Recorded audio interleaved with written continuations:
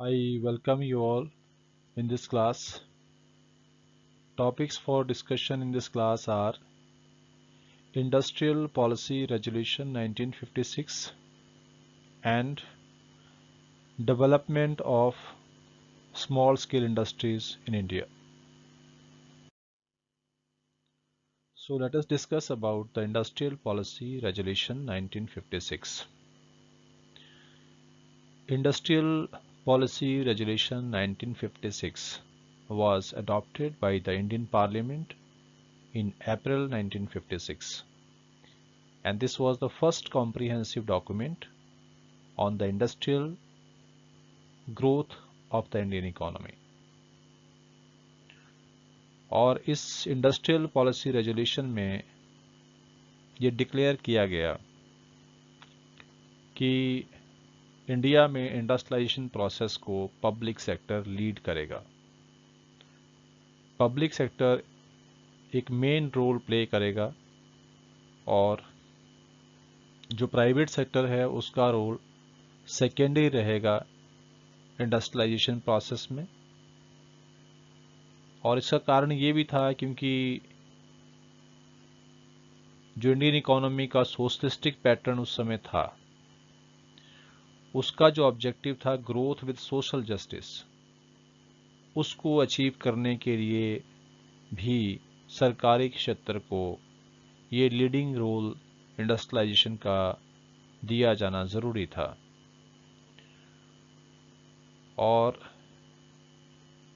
इसी तरह से हम ये भी कह सकते हैं कि जो इंडस्ट्रियल पॉलिसी रेजोल्यूशन 1956 था, ये एक तरह से जो सेकंड 5 ईयर प्लान बना था जिसमें इंडस्ट्रियलाइजेशन पर ज़्यादा फोकस किया, उसका एक रोड मैप भी था।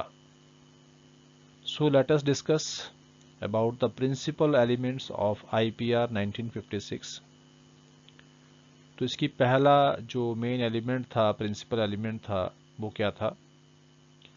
This was three fold classification of industries. Industries को 3 हिस्सों में डिवाइड किया गया, उसके 3 शेड्यूल बनाए गए। और पहले शेड्यूल में उन इंडस्ट्रीज को रखा गया जिनका एस्टेब्लिशमेंट और डेवलपमेंट सिर्फ और सिर्फ पब्लिक सेक्टर एंटरप्राइजेस ही कर सकती थी। जिन इंडस्ट्रीज की स्थापना और डेवलपमेंट सिर्फ और सिर्फ सरकारी क्षेत्र के द्वारा की जा सकती थी, उनको शेड्यूल ए में रखा गया। और इसमें जो इंडस्ट्रीज थी वो थी arms and ammunition and allied items of defence equipments. उसके बाद एटॉमिक एनर्जी की जो इंडस्ट्रीज थी, आयरन एंड स्टील इंडस्ट्रीज। उसके बाद हैवी प्लांट एंड मशीनरी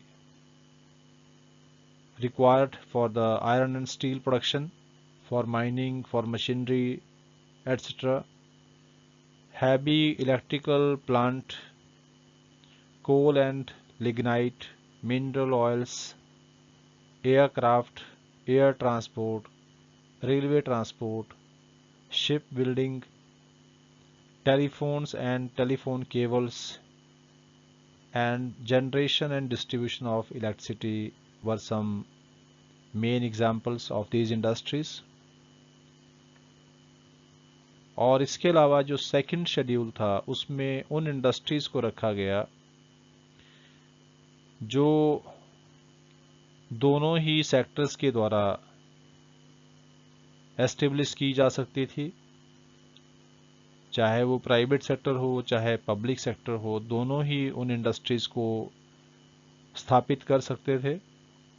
हालांकि इसमें भी जो प्राइवेट सेक्टर था उसका जो रोल था सेकेंडरी रखा गया। और इन इंडस्ट्रीज में जो नए एंटरप्राइजेस एस्टेब्लिश करने थे उसका जो मेन जिम्मेवारी दी गई वो भी पब्लिक सेक्टर को ही दी गई। भले ही दोनों sector, private sector and public sector, दोनों ही इन इंडस्ट्रीज को चला सकते थे, लेकिन प्रायोरिटी में पब्लिक सेक्टर को ही रखा गया। और जो थर्ड शेड्यूल था उसमें उन सब इंडस्ट्रीज को रखा गया जो other than schedule A and schedule B के अलावा बाकी जितनी इंडस्ट्रीज थी उन सबको प्राइवेट सेक्टर के लिए छोड़ दिया गया। मतलब उन सब इंडस्ट्रीज को कौन चलाएगा? प्राइवेट सेक्टर चलाएगा। सो इस तरह हम कह सकते हैं कि इस रेजोल्यूशन में ये जो पहला एलिमेंट था, three fold classification of industries, इससे ये संकेत मिलता है कि इंडिया में process of industrialization of the economy जो था उसका जो मेन स्पॉन्सर था वो कौन था? वो स्टेट था, और मतलब पब्लिक सेक्टर था। सरकारी क्षेत्र जो था उसको मेन रोल दिया गया। Next point is industrial licensing. Industrial licensing was the second principle element of IPR 1956। तो इसमें कुछ रूल्स बनाए गए और उसमें पहला रूल था इंडस्ट्रियल लाइसेंसिंग का, कि प्राइवेट सेक्टर को कोई भी इंडस्ट्री अगर स्टार्ट करनी है, चलाना है, तो उसको पहले गवर्नमेंट से उसके लिए लाइसेंस लेना होगा, परमिशन लेनी होगी, लाइसेंस लेना होगा। और लाइसेंस लेने के लिए जो भी टर्म्स एंड कंडीशन है उसको जो है प्राइवेट सेक्टर को पूरा करना होगा। और ये जो लाइसेंसिंग पॉलिसी थी, इसका जो आइडिया था उसके पीछे, जो इसका मेन ऑब्जेक्टिव था वो ये था कि हमारे देश के जो बैकवर्ड एरियाज थे जहाँ पर इंडस्ट्रियल ग्रोथ बहुत कम हुई थी, ऐसे क्षेत्र, ऐसे एरियाज जहाँ पर इंडस्ट्रियल डेवलपमेंट बहुत ही कम थी या नहीं थी, उन एरियाज में इंडस्ट्रीज को एस्टेब्लिश करना, ताकि उससे जो एक रीजनल इक्वालिटी है वो बने, जो क्षेत्रीय समानता है वो आए। क्योंकि भारत के कुछ स्टेट ऐसे थे जो काफ़ी अग्रणी थे, जिनकी इकोनॉमी या इकोनॉमिक कंडीशन काफ़ी बेहतर थी, लेकिन कुछ ऐसे एरियाज, ऐसी स्टेट्स भी थी जहां पर इकोनॉमिक डेवलपमेंट लगभग ना के बराबर थी। तो वो जो रीजनल इनइक्वालिटीज क्रिएट हो चुकी थी उसको समाप्त करने के लिए ये लाइसेंसिंग पॉलिसी लाई गई थी, ताकि गवर्नमेंट प्राइवेट प्रोड्यूसर्स को लाइसेंस प्रोवाइड करे और उन एरियाज के लिए लाइसेंस दे जहां पर इंडस्ट्रीज को स्टार्ट करने की बहुत ज़्यादा ज़रूरत है। और लाइसेंसिंग जो पॉलिसी थी ये, इसका मेन फोकस था कि backward regions of the country, उस पर ज़्यादा फोकस किया जाए। और बैकवर्ड एरियाज में इंडस्ट्री खोलने के लिए जो लाइसेंस थे वो बहुत ज़्यादा, मतलब एक तरह से लिबरली दिए गए भारत सरकार के द्वारा, ताकि उन एरियाज में जहां पर डेवलपमेंट कम हुई है या जहां पर इंडस्ट्रीज की ग्रोथ नहीं हुई है वहां पर जो है वो इंडस्ट्री स्थापित की जाए। और साथ में लाइसेंस जो है, इसकी एक और विशेषता थी कि लाइसेंस सिर्फ इसलिए नहीं चाहिए था कि नया कोई एंटरप्राइजेज चलाना है या नया यूनिट, मैन्युफैक्चरिंग यूनिट स्टार्ट करना है, बल्कि अगर किसी भी प्राइवेट प्रोड्यूसर को अपने किसी एग्जिस्टिंग प्रोडक्शन यूनिट की जो प्रोडक्शन कैपेसिटी है उसको अगर बढ़ाना है तो उसके लिए भी उसको लाइसेंस लेना पड़ता था। सो इसका मेन जो ऑब्जेक्टिव था वो यही था कि जो एलोकेशन ऑफ रिसोर्सेज हैं अलग अलग यूजेस पे, उनको रेगुलेट किया जाए, उसको नियंत्रित किया जाए, ताकि उससे जो सामाजिक कल्याण है वो बढ़े, सोशल वेलफेयर बढ़े, ना कि प्राइवेट प्रॉफिट्स। मतलब लाइसेंसिंग पॉलिसी लाने का जो ऑब्जेक्टिव था वो ये था कि रीजनल इनइक्वालिटीज़ को ख़त्म किया जाए, जो बैकवर्ड एरियाज़ हैं वहाँ पर इंडस्ट्रियल ग्रोथ को बढ़ावा दिया जाए, और जो मैन्युफैक्चरिंग यूनिट्स हैं उन पर, प्राइवेट सेक्टर के जो मैन्युफैक्चरिंग यूनिट्स हैं उन पर जो है वो एक तरह से कंट्रोल रखा जा सके, ताकि उनका जो डायरेक्शन है वो इस तरह से रहे कि वो सोशल वेलफेयर को मैक्सिमाइज करने का सरकार का जो लक्ष्य है उसमें वो अपना योगदान दे, उसमें वो कंट्रीब्यूट करे, ना कि कंट्राडिक्टरी वो अपने प्रॉफिट्स को मैक्सिमाइज करे। Next point is industrial concessions. तो इसमें जो प्राइवेट एंटरप्राइजेस थे उनको खोलने के लिए गवर्नमेंट ऑफ इंडिया की तरफ से कई तरह की इंडस्ट्रियल कंसेशंस भी ऑफर किए गए, ताकि बैकवर्ड रीजन्स में इंडस्ट्रीज खोली जा सके। और ये जो इंडस्ट्रियल कंसेशंस थे उसमें क्या था, पहला पॉइंट है टैक्स हॉलिडे। टैक्स हॉलिडे का मतलब होता है freedom from payment of tax for some time, कि जैसे कोई नई इंडस्ट्री खोल दी और उस इंडस्ट्री में होने वाला जो भी प्रोडक्शन है या जो भी उसकी इनकम है उस पर एक पर्टिकुलर टाइम पीरियड के लिए कोई भी टैक्स नहीं लिया जाएगा उस पर, उसको हम कहते हैं टैक्स हॉलिडे। तो टैक्स हॉलिडे भी एक प्रोविजन रखा गया इंडस्ट्रियल कंसेशंस में।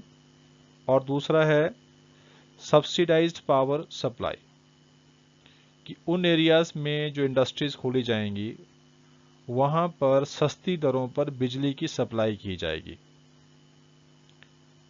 ये इंडस्ट्रियल कंसेशन जो थे वो भारत सरकार के द्वारा दिए गए, ताकि जो बैकवर्ड एरियाज हैं वहाँ पर इकोनॉमिक ग्रोथ को बढ़ावा मिले, वहाँ पर इंडस्ट्रियल ग्रोथ को बढ़ावा मिले, और जिससे कि आपका रीजनल इक्वालिटी जो है उसको प्रमोट किया जा सके।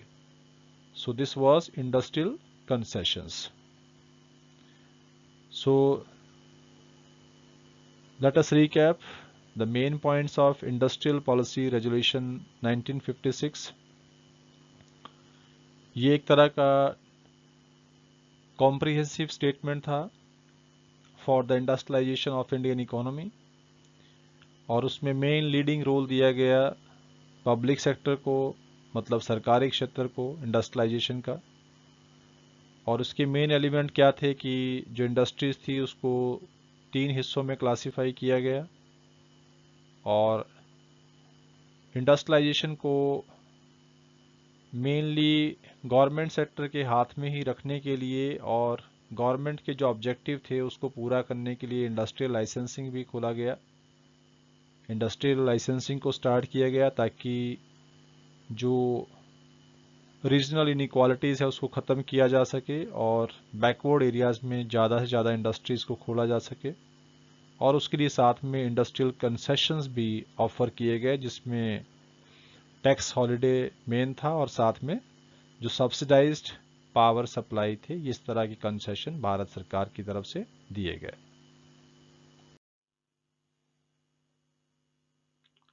इंडिया में जो इंडस्ट्रियलाइजेशन प्रोसेस शुरू किया गया था उसकी 2 ब्रॉड डायमेंशंस थे। पहला था growth of large scale industries, जिसमें लार्ज स्केल इंडस्ट्रीज जैसे कि आयरन एंड स्टील इंडस्ट्रीज, या इसके अलावा कम्युनिकेशन, ट्रांसपोर्टेशन, इन चीज़ों पर ज़्यादा फोकस किया गया। जबकि दूसरी तरफ जो ग्रोथ का दूसरा डायमेंशन था वो था growth of small scale industries to generate employment opportunities, ताकि हम ज़्यादा से ज़्यादा रोजगार जो है उसको पैदा कर सकें। इसलिए जो स्मॉल स्केल इंडस्ट्रीज थी उसको बढ़ावा दिया गया। तो 1951 में इंडिपेंडेंस के बाद जब प्लानिंग शुरू हुई इंडिया में, उस समय जो स्मॉल स्केल इंडस्ट्रीज थी उसका जो इन्वेस्टमेंट का लिमिट था वो 5 लाख रुपए तक था। मतलब कोई भी इंडस्ट्री जिसका इन्वेस्टमेंट 5 लाख रुपए या उससे नीचे था उसको हम स्मॉल स्केल इंडस्ट्रीज में काउंट करते थे। लेकिन आज इसका जो प्रेजेंट लिमिट है इन्वेस्टमेंट का, अब वो 5 लाख रुपए नहीं है बल्कि 5 करोड़ रुपए हो गया है। तो आज की डेट में प्रेजेंटली अगर हमें किसी भी यूनिट को स्मॉल स्केल इंडस्ट्रीज में डिफाइन करना हो, तो ऐसी प्रोडक्शन यूनिट जिनका इन्वेस्टमेंट 5 करोड़ रुपए या उससे कम है, उसको हम स्मॉल स्केल इंडस्ट्रीज कहते हैं। अभी जो स्मॉल स्केल इंडस्ट्रीज हैं, इसकी क्या विशेषताएं हैं, उसके बारे में हम डिस्कस करेंगे। So let us discuss about the characteristics or features of small scale industries. तो जो स्मॉल स्केल इंडस्ट्रीज होती हैं ये एम्प्लॉयमेंट फ्रेंडली होती हैं, क्योंकि इसमें लेबर इंटेंसिव टेक्निक का इस्तेमाल किया जाता है। जैसा आप जानते हैं कि जो लार्ज स्केल इंडस्ट्रीज है वो कैपिटल इंटेंसिव टेक्नोलॉजी को यूज़ करती हैं, जबकि स्मॉल स्केल इंडस्ट्रीज में लेबर का इस्तेमाल ज़्यादा होता है एज कंपेयर टू कैपिटल, इसलिए हम इसे लेबर इंटेंसिव टेक्नोलॉजी भी कहते हैं। मतलब स्मॉल स्केल इंडस्ट्रीज में लेबर इंटेंसिव टेक्नोलॉजी का इस्तेमाल ज़्यादा होता है।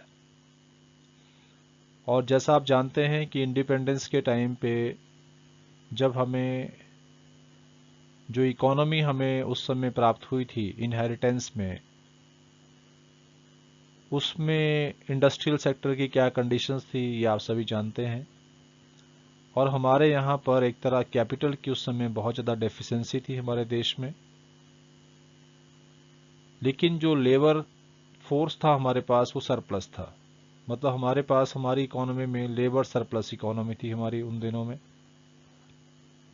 इसलिए हमारे उस समय के जो इकोनॉमिक प्लानर्स थे उन्होंने एक सही डिसीजन लिया कि फुल एम्प्लॉयमेंट के ऑब्जेक्टिव को प्राप्त करने के लिए स्मॉल स्केल इंडस्ट्रीज पर ज़्यादा फोकस किया जाए, क्योंकि स्मॉल स्केल इंडस्ट्रीज जो है as compare to as compare to large scale industries वो ज़्यादा अपॉर्चुनिटीज ऑफ एम्प्लॉयमेंट क्रिएट करती हैं। Next point is small scale industry is equality oriented as it has the locational flexibility. जो आपकी heavy industries होती हैं, लार्ज स्केल इंडस्ट्रीज होती हैं, उन इंडस्ट्रीज को ऐसी लोकेशंस में स्थापित किया जाता है जहां पर रॉ मटेरियल इजीली अवेलेबल होता है और काफ़ी ज़्यादा मात्रा में अवेलेबल होता है, ताकि लार्ज इंडस्ट्रीज के लिए जो रॉ मटेरियल है उसकी ट्रांसपोर्ट कॉस्ट ज़्यादा ना वहन करनी पड़े। लेकिन दूसरी तरफ जो स्मॉल स्केल इंडस्ट्रीज है वो हर उस एरिया में खोली जा सकती है जहां पर उसकी रिक्वायरमेंट के हिसाब से जो रॉ मटेरियल है वो इजीली अवेलेबल हो, क्योंकि स्मॉल स्केल इंडस्ट्रीज को जो रॉ मटेरियल की आवश्यकता है वो बहुत ज़्यादा नहीं होती है as compare to large scale industries. तो किसी भी एरिया में जहां पर एक स्मॉल स्केल इंडस्ट्री के लिए रॉ मटेरियल इजीली अवेलेबल है, हर उस एरिया में इंडस्ट्री को स्थापित किया जा सकता है as per directions from the government. तो स्मॉल स्केल इंडस्ट्री जो हैं उनको किसी भी लोकेशन पर आप एस्टेब्लिश कर सकते हैं जहां पर उस स्मॉल स्केल इंडस्ट्री के लिए रॉ मटेरियल इजीली मिल जाए। तो इससे एक तरह से बैलेंस्ड रीजनल ग्रोथ को बढ़ावा मिलता है, क्योंकि स्मॉल स्केल इंडस्ट्रीज देश के किसी भी कोने में स्थापित की जा सकती हैं। इनमें लोकेशनल फ्लेक्सिबिलिटी होती है, किसी भी लोकेशन पे जहां पर उस स्मॉल साइज की इंडस्ट्री के लिए रॉ मटेरियल इजीली अवेलेबल है वहां पर आप उसको स्टार्ट कर सकते हैं। तो इस तरह से हम कह सकते हैं कि जो स्मॉल स्केल इंडस्ट्रीज है ये इक्वालिटी को भी बढ़ावा देती है, या लोकेशनल फ्लेक्सिबिलिटी होने की वजह से ये इक्वालिटी ओरिएंटेड भी होती हैं। Next point is small scale industry is equity oriented as it needs small investment. तो जो स्मॉल स्केल इंडस्ट्रीज होती हैं इनको ज़्यादा इन्वेस्टमेंट की आवश्यकता नहीं होती है, और इसी वजह से इन इंडस्ट्रीज की स्थापना करने से जो इकोनॉमिक पावर है उसका कंसंट्रेशन भी नहीं होता है। मतलब कि इकोनॉमी का जो एक केंद्रीकरण है वो नहीं होता है, बल्कि इसके विपरीत ये जो स्मॉल स्केल इंडस्ट्रीज हैं ये सभी सेक्शंस ऑफ सोसाइटी की इक्वल ग्रोथ को प्रमोट करती है, इक्विटी को क्रिएट करती है, और ख़ास करके एम्प्लॉयमेंट अपॉर्चुनिटीज़ जो क्रिएट की जाती हैं वो comparatively per unit of investment के हिसाब से अगर हम बात करें तो कंपैरेटिवली स्मॉल स्केल इंडस्ट्रीज जो हैं वो ज़्यादा एम्प्लॉयमेंट अपॉर्चुनिटीज़ को क्रिएट करती हैं। सो इस तरह से हमने इसकी 3 फीचर्स पढ़ी कि स्मॉल स्केल इंडस्ट्रीज जो हैं वो एम्प्लॉयमेंट फ्रेंडली होती है क्योंकि इसमें लेबर इंटेंसिव टेक्नोलॉजी का इस्तेमाल किया जाता है, और स्मॉल स्केल इंडस्ट्री जो है वो इक्वालिटी ओरिएंटेड होती है। इससे इक्वल डिस्ट्रीब्यूशन ऑफ इनकम को बढ़ावा मिलता है क्योंकि इसमें लोकेशनल फ्लेक्सिबिलिटी होती है, किसी भी लोकेशन पे आप इनको एस्टेब्लिश कर सकते हो। और स्मॉल स्केल इंडस्ट्री जो हैं वो इक्विटी ओरिएंटेड भी होती हैं क्योंकि इसमें जो है स्मॉल इन्वेस्टमेंट की आवश्यकता होती है, और ये जो इकोनॉमिक कंसंट्रेशन है उसको बढ़ावा नहीं देती है। सबसे अच्छी बात इसकी ये होती है, बल्कि इसके विपरीत ये सोसाइटी के सभी सेक्शंस का इक्वल डेवलपमेंट करने की तरफ ध्यान देती है। So dear students, if you find this content meaningful and helpful to you, then please share this to other students also, those who can be benefited from this. Thank you.